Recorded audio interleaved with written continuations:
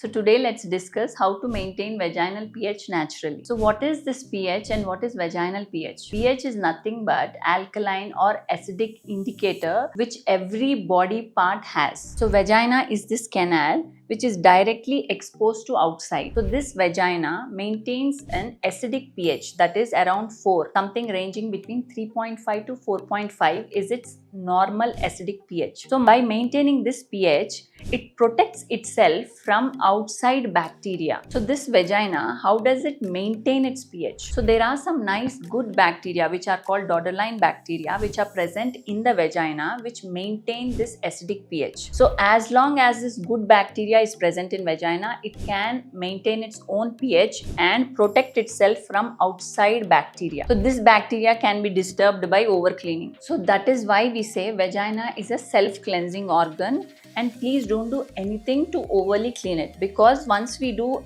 external vaginal douching, that is when we clean the vagina externally through water, we are flushing out all these good bacteria. Might as well don't do any vaginal cleaning. And this vaginal pH is also disturbed in people who repeatedly use some antibiotic for some other reason, maybe some fever or something else, where they repeatedly use antibiotic. Their vaginal pH is disturbed because even this good bacteria gets destroyed with the antibiotics. Not just this vaginal pH is also disturbed in people who have other metabolic disorders like diabetes and all, wherein they are more prone to infections, and these infections, repeated use of antibiotics, and finally again the vaginal pH being disturbed, it's again like a vicious cycle which happens again and again. So what are we supposed to do to maintain this acidic pH for the vagina? So vagina is a self-cleansing organ and it doesn't require any further cleansing to maintain its own health. So how to maintain the vulval hygiene is, firstly, after we do anything like exercising or anything,